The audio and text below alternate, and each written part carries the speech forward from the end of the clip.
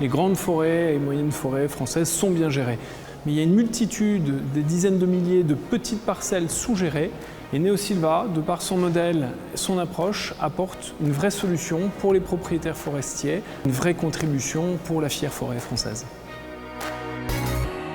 Neosilva est un modèle qui permet à des propriétaires qui ne souhaitent pas vendre leurs parcelles et qui pour autant font face à des travaux d'investissement importants pour les remettre en gestion, de trouver une solution dans laquelle ils n'ont pas de trésorerie à porter et ils ont la garantie d'avoir un partenaire qui va suivre et gérer sur le long terme la totalité des opérations permettant de redonner de la valeur à ces parcelles.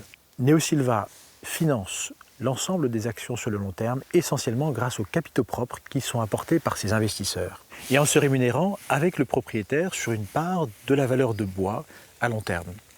Qu'est-ce qui motive les investisseurs de Neosilva à rentrer au capital de la société alors que les récoltes de bois et les recettes qu'obtiendra la société ne seront que très tardives? La création de valeur, elle est constante et liée à la croissance des arbres. Prenez par exemple ce chêne rouge qui a 3 ans environ.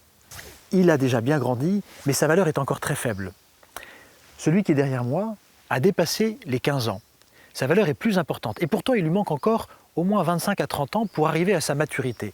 La valeur de ce chêne peut être mesurée, auditée régulièrement. On mesure la croissance des arbres et on mesure la croissance de la valeur du capital.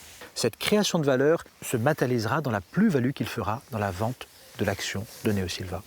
Il n'en reste pas moins que nos actionnaires sont des actionnaires très compétents en matière d'investissement forestier, investis sur le long terme, qui sont bloqués au capital pendant une période d'au moins 7 ans, qui savent qu'ils ne toucheront aucun dividende pendant plusieurs décennies. La Banque des Territoires, c'est la banque de l'intérêt général. C'est une des entités de la Caisse des dépôts, au service du développement des territoires, au service de la transition écologique des territoires et de la cohésion sociale au sein des territoires.